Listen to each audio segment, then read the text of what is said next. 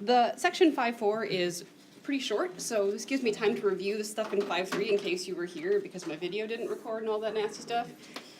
So one of the first things we did in section 5.3 was talked about these log functions. So what is the relationship between the function log base 2x and y equals 2 to the x? How are those functions related to each other? What are they? They're inverses. So kind of like how the function x cubed and cube root x are related, those functions undo each other. These are also inverses. So what does 2 to the x look like? It's exponential. It's exponential. Tell me some points it goes through. 0, 1, okay. Okay, so 0, 1, what else? 1, 2, great. One more. 2, 4. And what happens to this 2 to the x picture as you plug in negative numbers? It gets closer and closer. It gets closer and closer to 0, right? So here is what 2 to the x looks like. And they all scraggle in. Floodgates open. Floodgates open. Not good.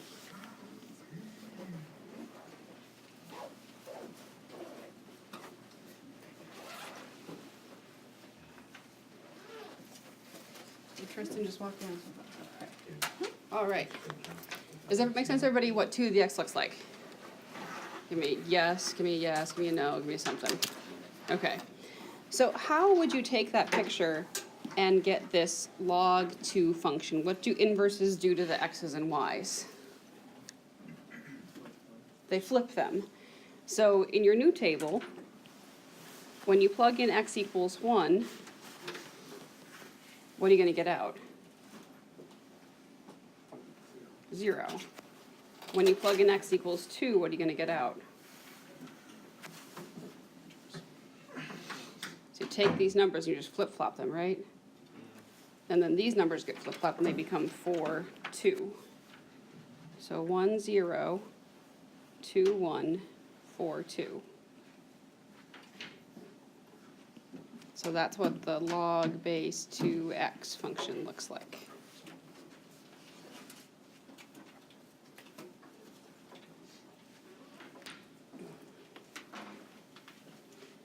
Thank you. And then once you know that, how would you graph log base 2x plus 3? What does that plus 3 do to the picture? Shifts it up how many? 3. So there's not parentheses around the x plus 3? There is not parentheses around the x plus 3. If they meant to have parentheses there, they would have put them. Does that make sense? Because if you do put parentheses there, then it would change the shifting completely, right? It'd make it shift to the left as opposed to up. So yeah, don't add parentheses if there aren't any, and don't ignore them if there are. Does that make sense?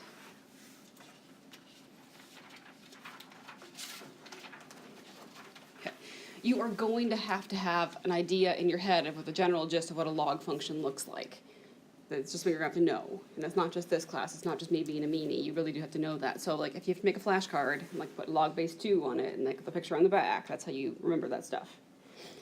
The important things to notice is that it has a vertical asymptote at the y-axis. Does that make sense?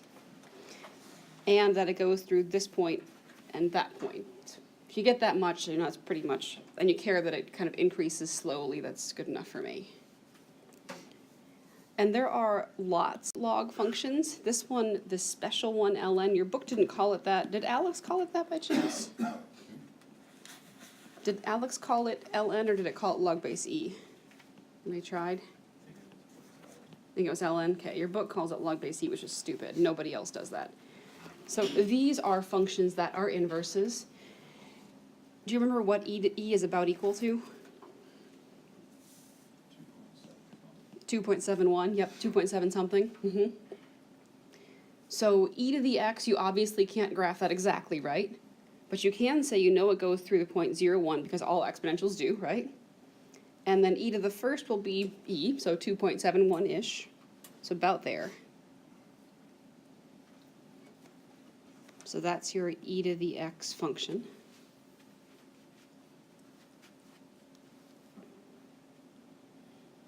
And e to the x goes through the points 0, 1, and 1, comma 2.71-ish.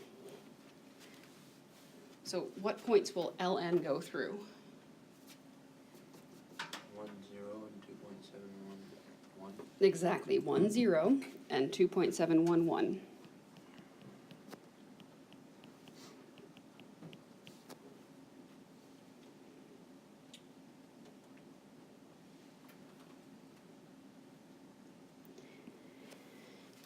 And I think I'm pretty consistent with most other people that teach math. They just kind of care that you get the asymptote in the right place and you give the picture the right shape. Does that make sense? That's kind of the important features here. Okay, so this is a picture of this natural log function, and that ln means log base e. That is just what it means, and that's always used for log base e. And there's a whole crap ton of transformations we do to it. So first of all, what does this 2 do to stuff? Times the y's by 2s, which will make it stretch out vertically. Does that make sense? So this y is 0, it stays 0, right? This y was about 1, it becomes, or it was 1, it becomes 2. So it stretches it out and makes it taller. So there is 2 ln x. And personally, I had to do these transformations one at a time because I just couldn't handle the switching otherwise. What kind of number would you multiply by to make that ln function squish down? Like a half or a quarter, a fraction that's less than... Any fraction that's less than 1, right? Because technically like 5/3 is a fraction, but it's bigger than 1. But I get what you're saying. What does the negative sign do to this now? Flips it over the, be specific, over the x, great. Okay, so that stays, that flips down. Now there's negative 2 ln x. And one last thing. What does that 5 do? Goes up by 5. Goes up by 5 because it's a positive 5. So all your points shift up 5. 1, 2, 3, 4, 5. 1, 2, 3, 4, 5.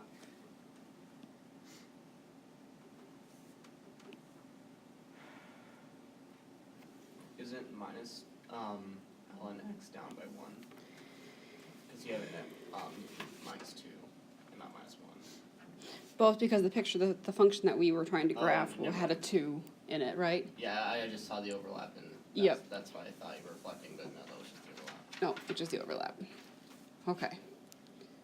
But once again, general shape. How would you shift this function left or right? What would have to have happened? X. Yep, you'd have to have something inside the element that had parentheses around it. Does that make sense? So the basic idea here, the takeaway message is you have to know what pictures like log base 2x look like, what pictures like ln x look like, and know how to shift them. Does that make sense? Could you theoretically graph log base 3 if you had to? What would you start by graphing? Y equals x. 3 to the x, right? And then flip-flop the points, okay? Alrighty. So then the other thing we have to know how to do is just evaluate really simple logs. And so something else that we discussed, because your book doesn't do this, whenever a log is written without a base, and it's written as log, what is the invisible base? 10. So that has a 10 that's meant there. It's kind of like, for roots, you often write, cube root of x, right? That means the third root. Do you write a 2 for square root? No. You just know that one's a square root, right? Okay, so same idea here. So it says 10, figure out what log base 10 of 1 is. You say 10 to the what power gives me 1. 0. Yep, logs find powers, and that is 0.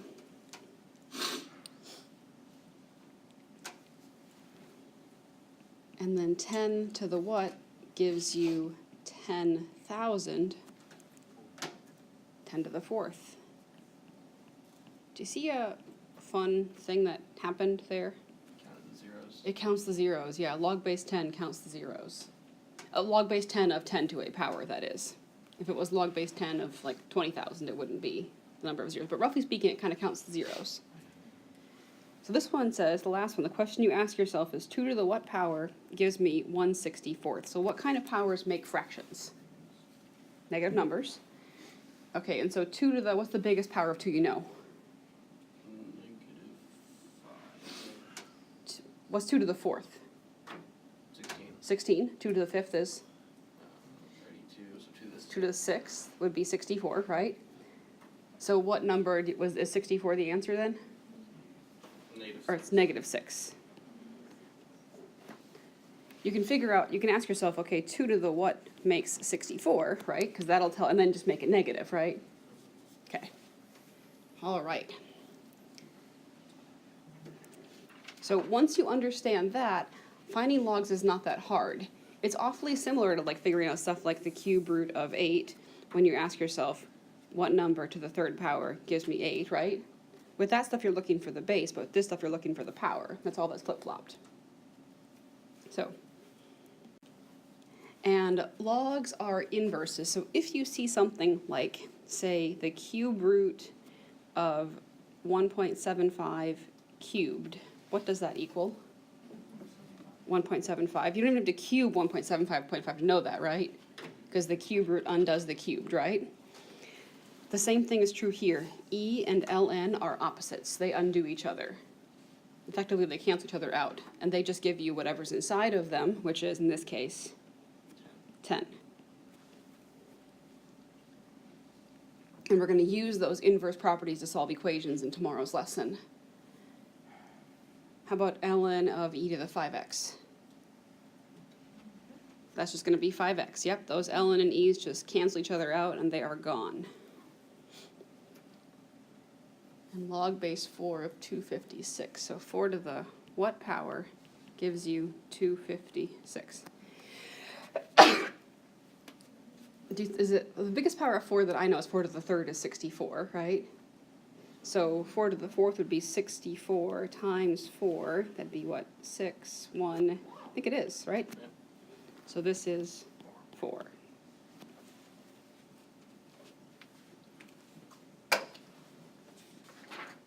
Okay.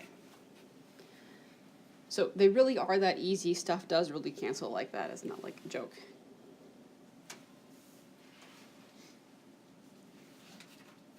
Okay. Now this thing says log base 3 of what number gives you 2? 9. Mm-hmm. So how did you figure that out? I cubed 3. I mean, squared 3. You squared 3. So here's what I would say. Let's translate this into the exponential form. So this is the base, right? This power gives me what x is. That's the same as when we figured out log base 2 of 1/64th equaled, say, question mark. 2 to the question mark equals 1/64th, right? It's the exact same pattern, it's just that I happen to have an x in there someplace. And so that x will equal 9. That's one way to think about it, okay? Here's another way that I personally like better. Oh, whatever. So when you have an equation, this is related but not the exact same, something like cube root of x equals 2, what do you do to both sides? Cube both sides. You cube both sides, right? Third power, x equals 8, yes? Okay. When you have, so the point is that you apply the inverse function. You do the opposite of what is there, right? You have a cube root, the opposite is cubing.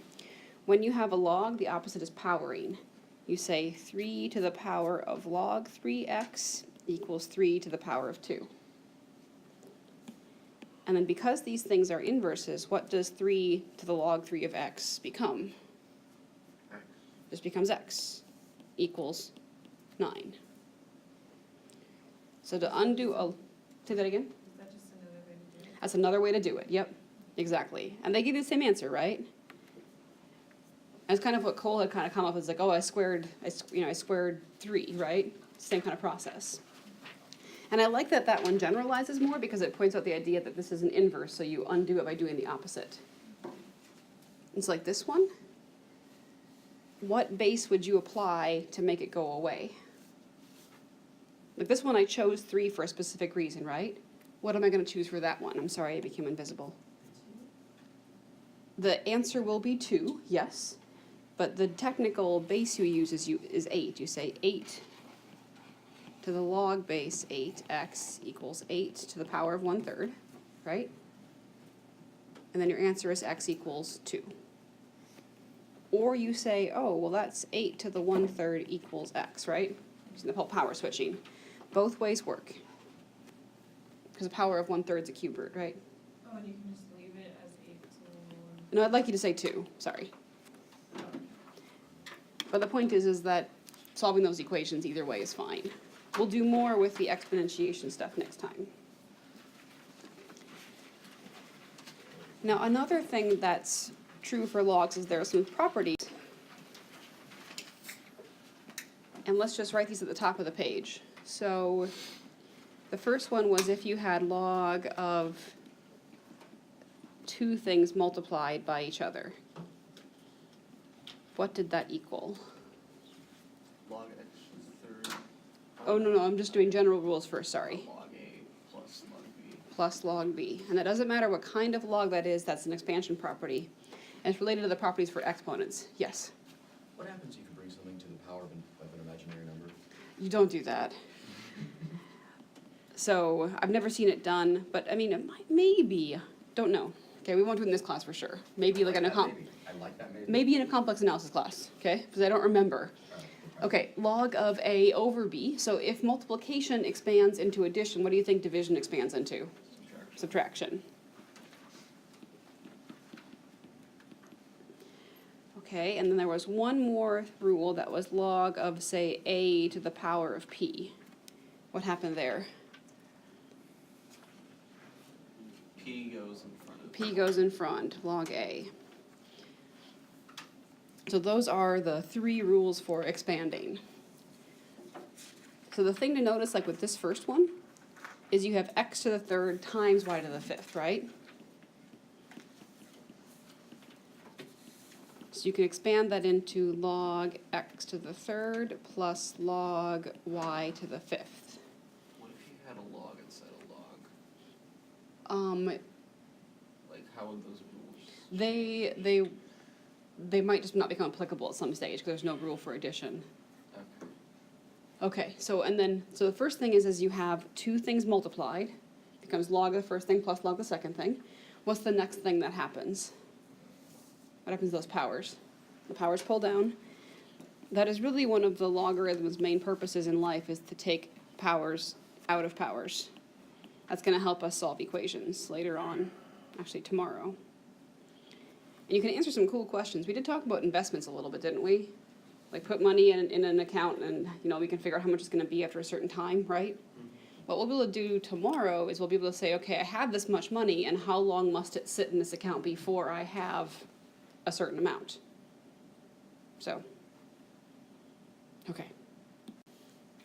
So this one is division. So first of all, you say, okay, log of the numerator minus log of the denominator.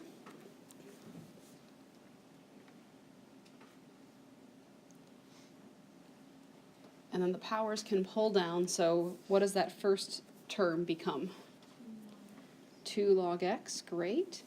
And what kind of power is the square root? 1/2, right? So the 1/2 can pull down and you get 1/2 log y.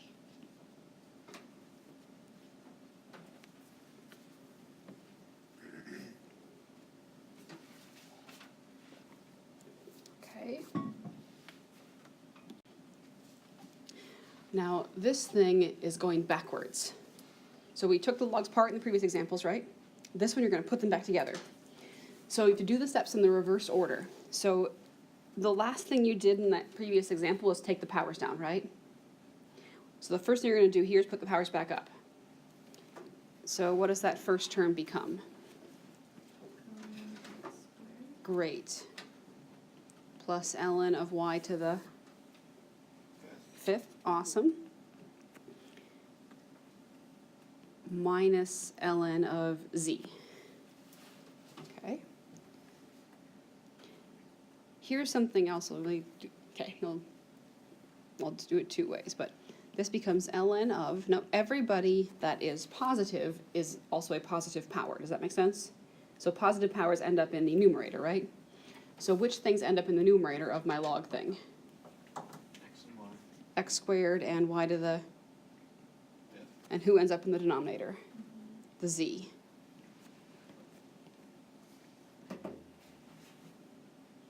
You can also raise Z to the -1. That's what I was going to say. You also could have thought of it like this. You could have thought of it as ln x squared plus ln y to the 5th plus ln of z to the -1st. Does that make sense? And that means that when you put these back together, you'd make it all into multiplication, and this one would go down. Okay, so but you get what a good way to remember it is that, okay, negative signs mean negative powers mean denominators, generally speaking. Okay, so like this one, I've got log a plus log of b to the -2 plus log of c to the what power?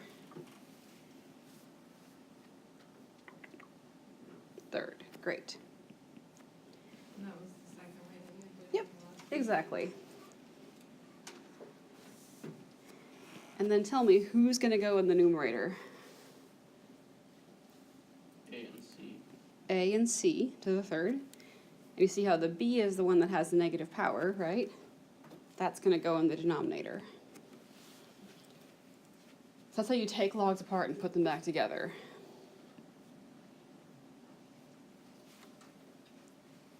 So you could do it either way. You can do it either way.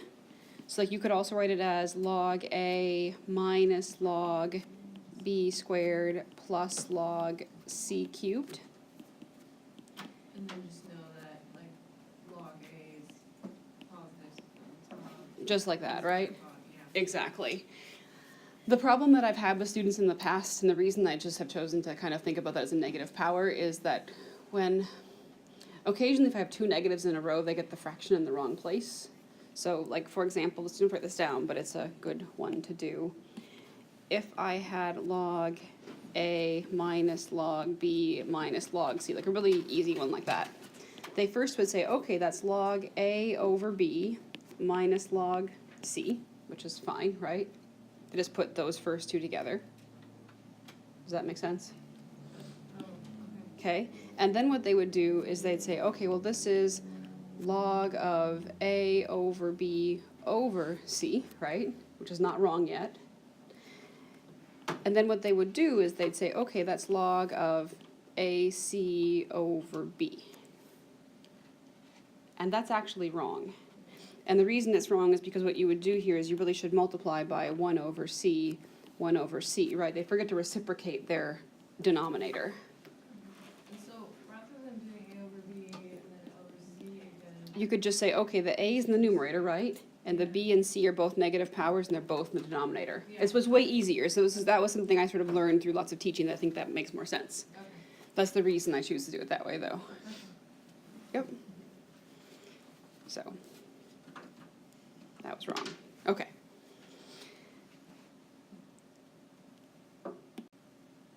I did pick some of these questions and I sort of assigned them for you to do them, and I think we have to kind of use that undoing thing. But we're going to find inverses.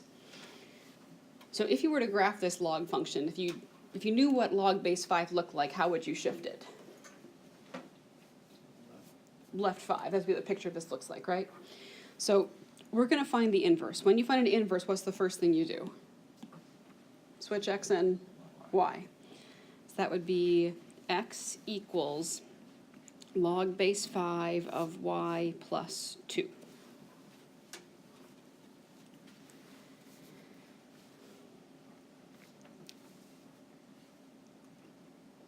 Is everyone okay with that part? Now I think it's easiest to think about this in terms of how would you undo that log base 5? So what base would you apply to undo log base 5? 5. So you say 5 to the x power equals 5 to the log base 5 of y plus 2. You exponentiate both sides, which means put both sides into the exponent.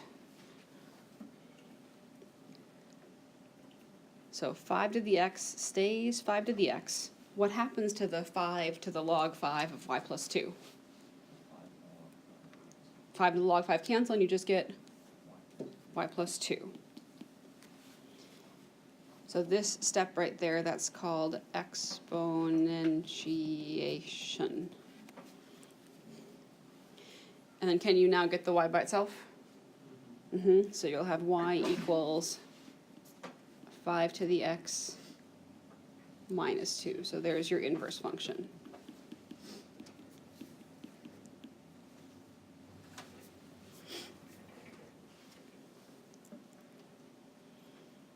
Yes?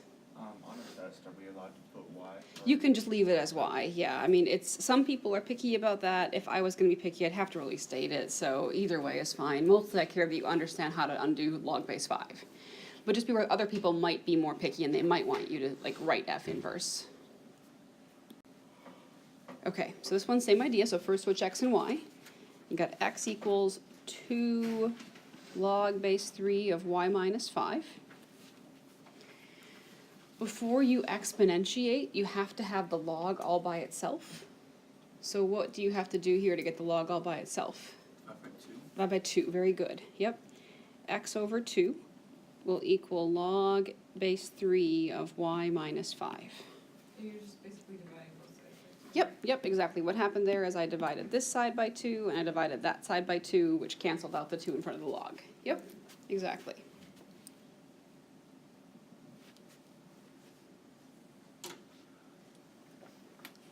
Okay, and so what next? Exponentiate. Base of 3. 3, good. So 3 to the x over 2 equals 3 to the log base 3 of y minus 5. So what does 3 to the power of x over 2 equal? Square root of 3 to the x.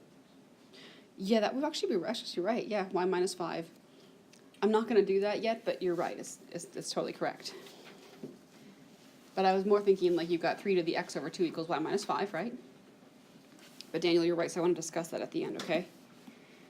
So y will equal 3 to the x over 2 plus 5. Does that make sense? So that's the inverse.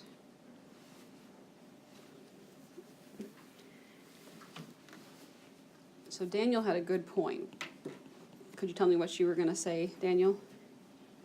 1 half, if you separate x and 1/2. Yeah. Do you guys see what he means there? That x over 2 is the same thing as 1/2 times x, right? So you could also think about this as square root of 3 to the x power plus 5. That's also correct. You don't have to do that if you don't want to. I'm just saying that that is also a good thing to know, that there are those manipulations that could happen. So, okay. So what we're going to talk about now are some things that involve logarithms in life. The two examples that I have are decibels and earthquakes. Okay, it's kind of cool. Okay, so what these logarithms can do for you is that sometimes when you have a very, very, very large spread of numbers, if you take the logarithm, it kind of compresses them down to a smaller scale. Kind of like log of 10,000 was just 4, right? And so one thing that applies to is sound intensity. And I learned this when I read your book, because I haven't taken this kind of stuff in a long time, that apparently for sounds, the range we can hear, so the range of sounds for us is about 1 trillion times the smallest sound. Like, so 1 trillion times. So from smallest to largest, the lowest sound, the sort of the quietest sound versus the largest sound, the largest is 1 trillion times the smallest. It's quite a large range. And I think humans actually aren't special, right? Like my dog can hear better than I can. right? So when you And say- whales can hear way better than dogs probably, right? So when you say smallest sound, you mean the smallest sound you can hear? It's the softest sound that an average young person can hear, because sound also deteriorates as you get older. You guys have better hearing than I do. It's been damaged by airplanes and other things, right? Just life in general. I had a student in high school once who had like an app on their phone, and they could sort of dial it up, and we could keep track of when we could hear stuff, and I definitely could not hear stuff as early as they can, like 15 years younger than me. So anyhow, so the range of sounds is huge, and you use something called a decibel to sort of compress them down, because there's kind of like, there's small and then there's like huge, and this logging will sort of account for that. And the decibel's definition is 10 times log of I over I sub 0. And there probably is a reason why this like scale has a 10 there. I don't know what it is. What is the invisible base that's implied there? 10. Log base 10, yep. Okay, so D is the decibel level.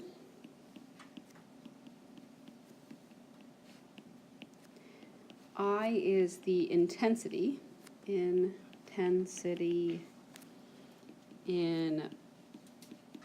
watts per square meter. And I sub 0 is the intensity of the least audible sound a young, healthy person can hear.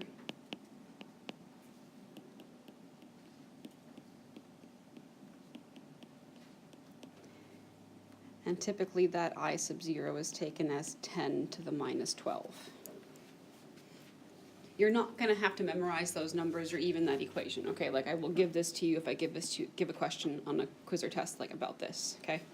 Yes? So the 10 will get canceled out because it's log base. Well, 10, not the right? 10 in front. Does that make sense? So if you have, this is a good question. So if you have 10 log, I don't know, pick a number. Well, 10 log x versus, So the short answer is no. So if I have 10 log 100, first you'd log the 100 and that gives you 2, right? Then you multiply it by 10. Oh, Okay, so the 10s cancel if it were, God, I keep doing that, I'm so sorry. The 10s cancel if they're inside the log, but not outside.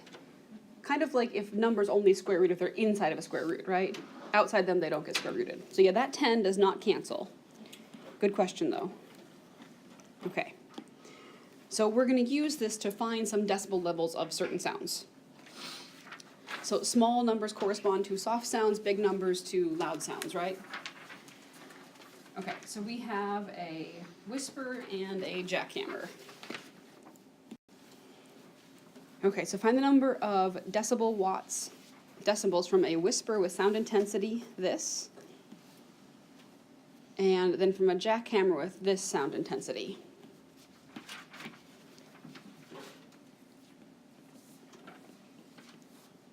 So for the whisper, you know D is 10 log of I over I sub 0. Okay. For that whisper, what goes in for I? What is the intensity of the whisper? 5.2 times 10 to the minus 10. 5.2 times 10 to the minus 10. Divided by, and what was the sound intensity of like the softest sound an average person could hear? 10 to the minus 12. Does it make sense that this number is smaller than that number? The 10 to the minus 12 is something that's always used for I sub 0. Like on the previous page, we said that I sub 0 is 10 to the minus 12. It just always is. So that's just the softest sound that an average healthy young person can hear. Before I plug that in a calculator, so I want you to also not to do stuff completely blind. Does it make sense that this is the same thing as 10 log 5.2 times 10 to the negative 10 times 10 to the positive 12. Does that make sense? And then what happens to those exponents on those two numbers? Cancel. They cancel quite a bit, right? But they don't cancel completely. It's 10 to the how much? 10 squared, exactly, great. So it's 10 times log 5.2 times 100, right? Or 10 log of what, 52? So 520.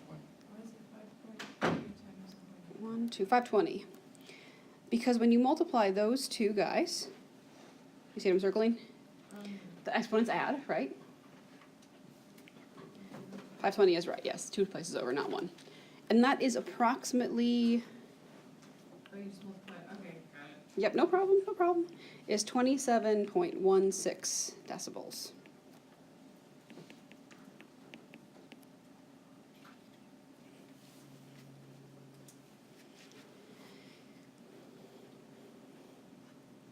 So like if I gave this to you on a test and didn't give you a calculator, maybe you would just like leave it as 10 log 250 or something, that's all I was saying. So would it be a requirement for us to know that the smallest sound is 10? No, I would tell you that. Okay. I'd tell you what to use for I sub 0. So how would you solve the 10 log 520? Just plug in. It's got to go in a calculator. Yeah, that doesn't work out nicely, so it just says to me plug in a calculator. Just make sure that you use the LOG button and not the LN button. Most calculators have both. Like you could check your iPhones, but if you use LN, it won't give you the right thing because it's the wrong logarithm. We'll talk tomorrow about how to do a logarithm of any base because a lot of calculators only have log base 10 and LN because you don't actually need any of the others. You can convert between the two. Okay, so there's the whisper. Now the jackhammer.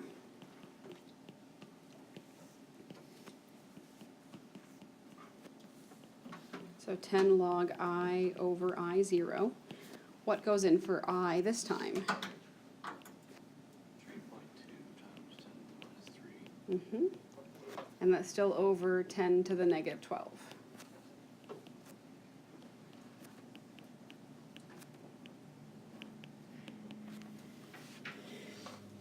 If I wanted to write that as 10 to 1 power, it's 10 to the how much? 10 to the 9. Does that make sense? 10 to the negative 12 goes up and then the exponents add. Or you could do negative 3 minus negative 12 and the double negative makes positive. It's a lot, it's a bigger number. 3.2 billion. Yeah, but the point is once you log it, you get 95.05 decibels. So it'd be 10 to the negative 3 times 10 to the 12 times 3.2. Exactly. And then when you do the 10 to the negative 3 part times the 10 to the 12th part, the exponents add and give you 10 to the 9th, right? Okay, good. Okay.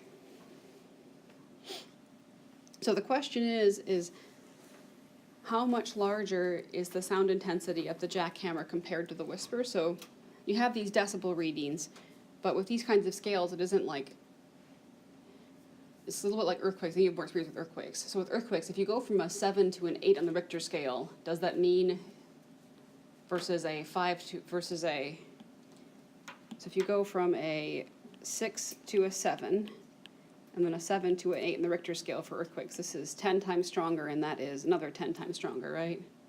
So the, overall, this is a 100 times stronger, right? So these incremental steps increase by powers of 10 as opposed to like just steps of 1. So how many times larger is that sound intensity? How you figure this out is you take the large intensity divided by the smaller.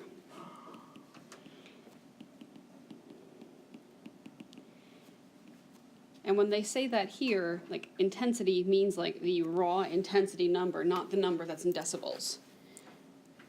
So what is the intensity of the large sound, the jackhammer?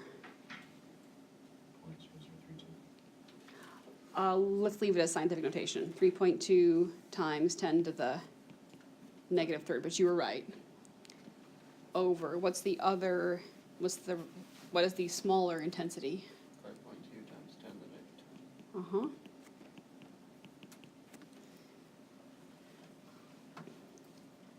Now, if you're gonna do this division and you say like, you know, wanna do a little bit without a calculator, you could do 3.2 over 5.2 times 10 to the negative 3 over 10 to the negative 10. Can you simplify that 10 to the negative 3 over 10 to the 10 a little bit? 10 to the 7th, yep. And I made a boo-boo in my notes and I put the wrong number, so I'm going to have to tell me what you get. So do 3.2 divided by 5.2.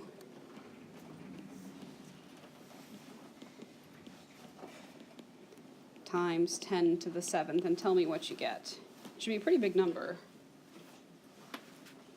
Do the calculators? You have phones, you got calculators, right? Or what is 3.2 divided by 5.2? Just that much. Approximately 0.2. 615 615, okay.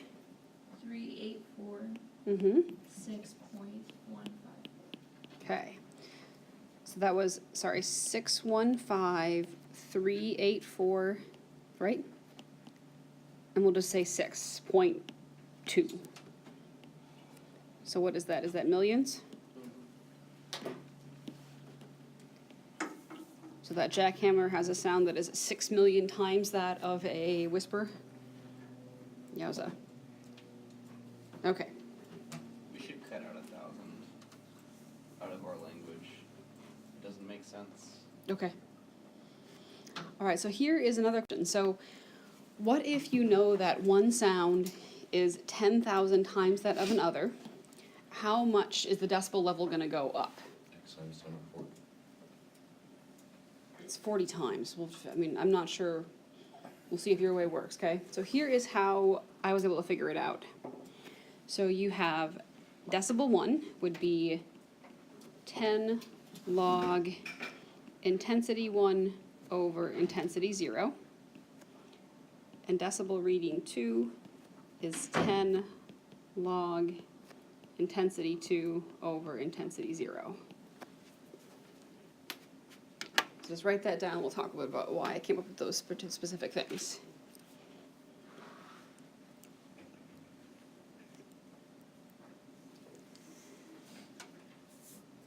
Does it make sense that you have two different intensities? So I1 and I2, because you don't know what they are specifically, right?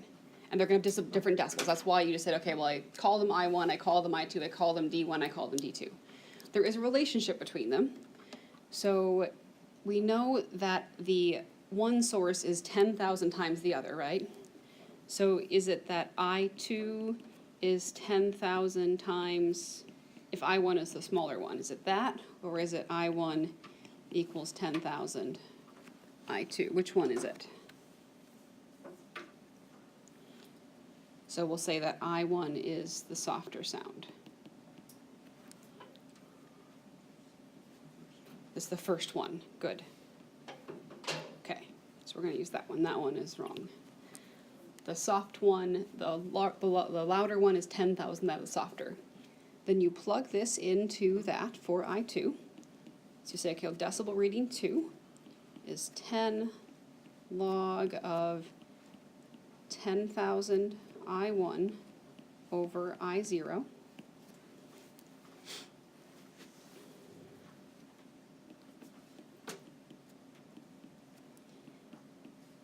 And then use properties of logs. You say, okay, well, that's 10,000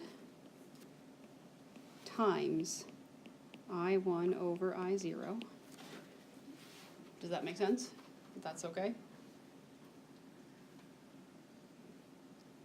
Is that true? Yeah? And here's where that's going to go. You say this is 10 times log of 10,000 plus 10 times log I1 over, do that in 2 steps.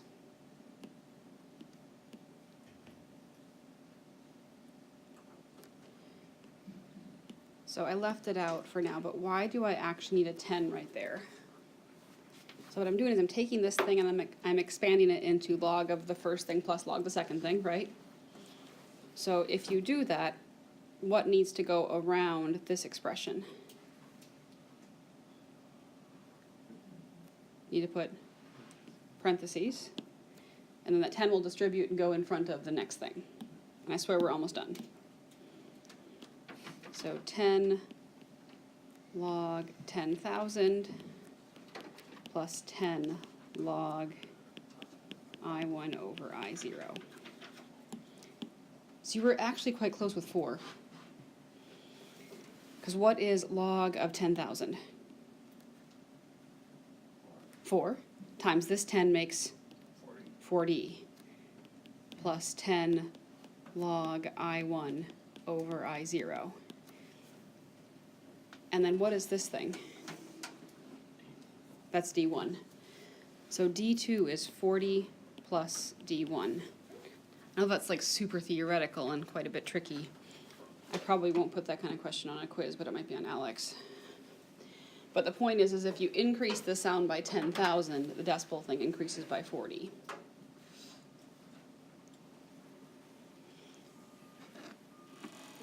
I think we should talk about earthquakes, because earthquakes are, well, they happen to us, right?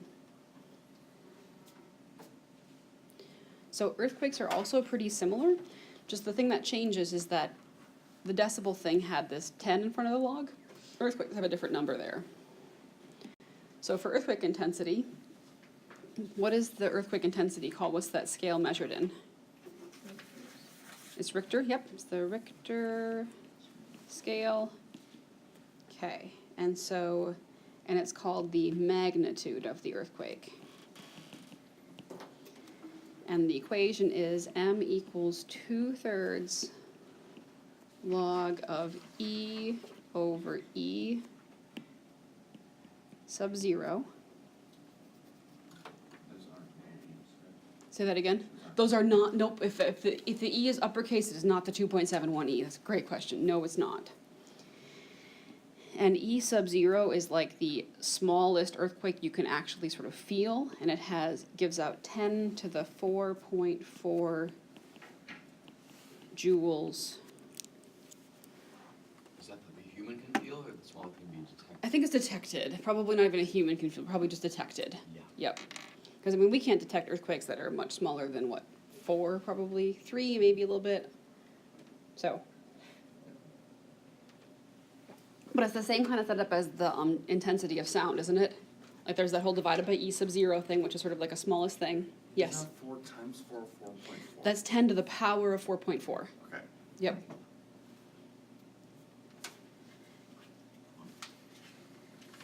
Okay, so this is how they find that like Richter scale number. They're able to measure the energy output of the earthquake, and they plug it into this formula. Okay, so let's do that for some earthquakes. So we have the earthquake in San Francisco versus the second earthquake in San Francisco. If you don't like earthquake, San Francisco, not the place to be. Or Anchorage, actually, right? Anchorage had a pretty awful earthquake in '64. So the San Francisco earthquake released this much energy. Another quake struck before the '89 World Series, and it released that much energy. So find the magnitude of each earthquake on the Richter scale and round your answers to 2 decimal places. So the M is 2/3 log of capital E over capital E sub 0.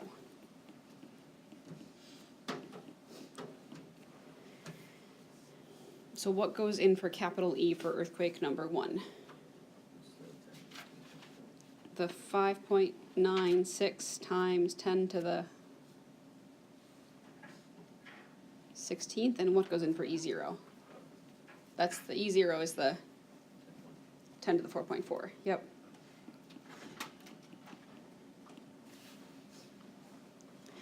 So you put that in a calculator, and you get this is about 8.25 on the Richter scale. That's pretty big, right? Yeah. The one that hit Anchorage was about 8 point, and 64 is like, I think, 8.3. Okay. This next one, so same formula. Will the Richter scale number for the next one be smaller or greater than this one? It'll be smaller because the intensity was smaller, right? That power is smaller. So 1.12, excuse me, times 10 to the 15th over 10 to the 4.4. And that is 7.10.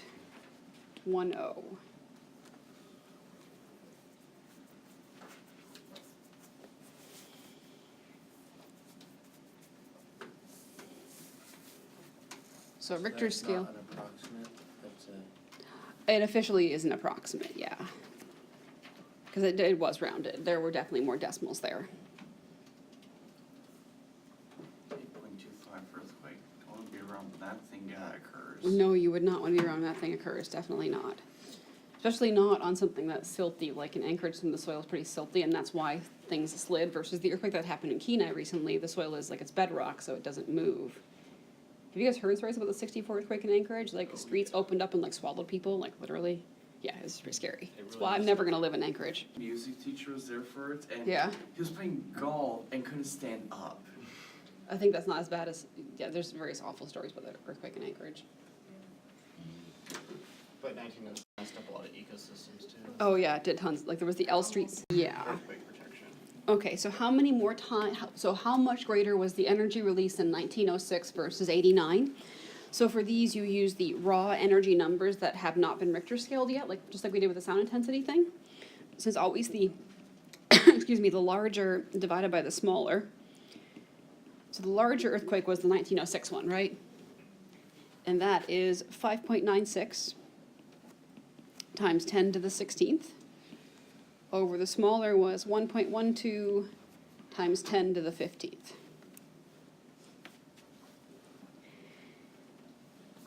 If you put that in a calculator as is, where do you have to put parentheses?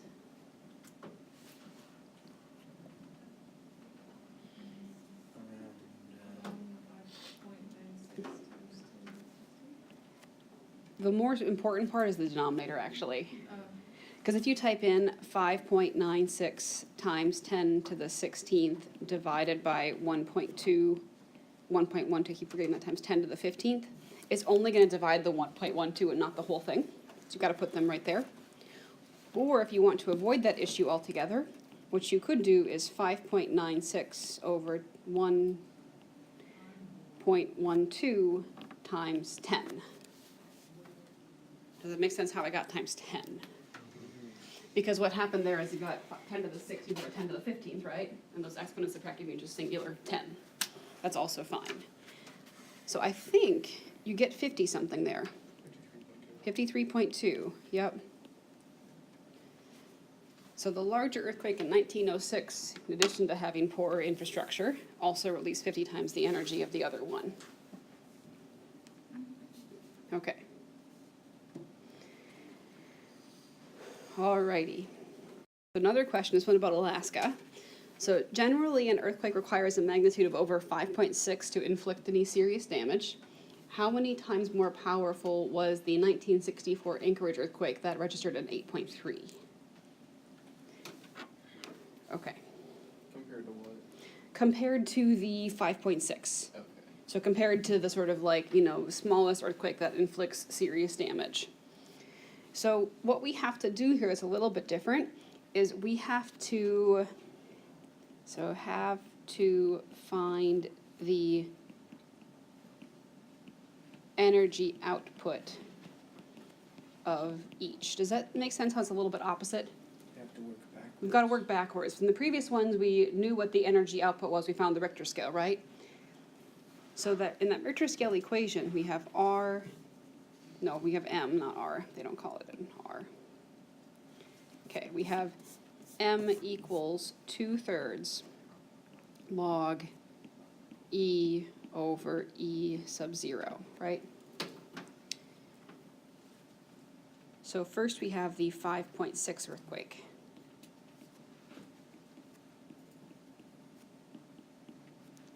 What number can you put in for E sub 0?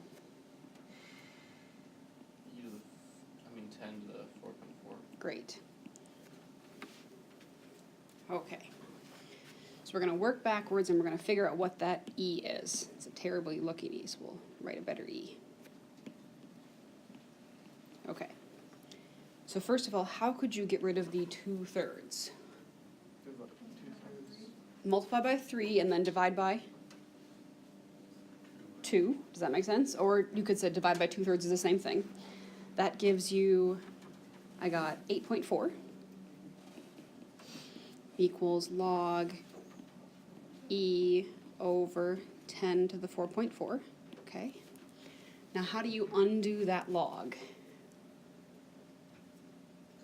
What exponential base will undo this log? 10. So you got 10 to the power of 8.4. Can I just say e over 10 to the 4.4 because it's been undone? Do you see what I mean there? Tani, is that okay with you? I'm sorry, I'm still one line behind you guys. It's okay. 10 to the 8.4. Oh, you said 10. Because I 10 both sides. Oh, okay, Does that make sense? yeah. Okay. And then what's your final answer for e going to be? 10 to the 8.4 times 10 to the 4.4. Does that make sense? So what's that going to be as 10 to 1 power? 10 to the 12.8. Great. Okay, that's the energy release for a 5.6. Now for an 8.3, same idea.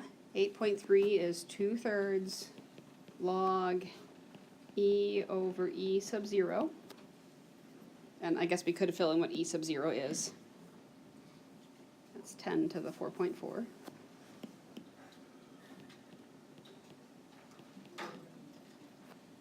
Okay.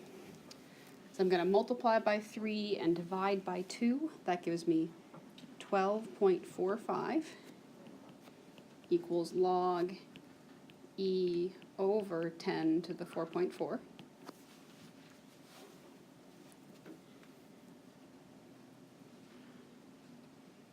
And how do you undo that log? Set to base 10. So 10 to the 12.45 equals e over 10 to the 4.4. And so e will equal 10 to the 12.45 times 10 to the 4.4, which is what, 10 to the 0.85? Great. Okay, so that's the Anchorage earthquake.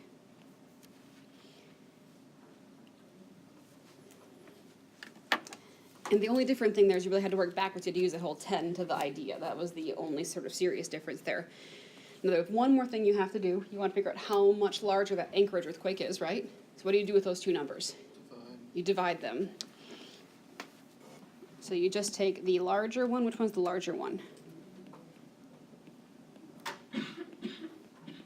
10 to the... 16.85. Over 10 to the 12.8, right? Technically, that would equal 10 to the 4.05. Does that make sense? Because exponent subtract. Put that in a calculator and tell me what you get. I think I got like 11,000 approximately, but just tell me if you get it. Tristan, could you try? You got a calculator there. Type in 10 to the 4.05.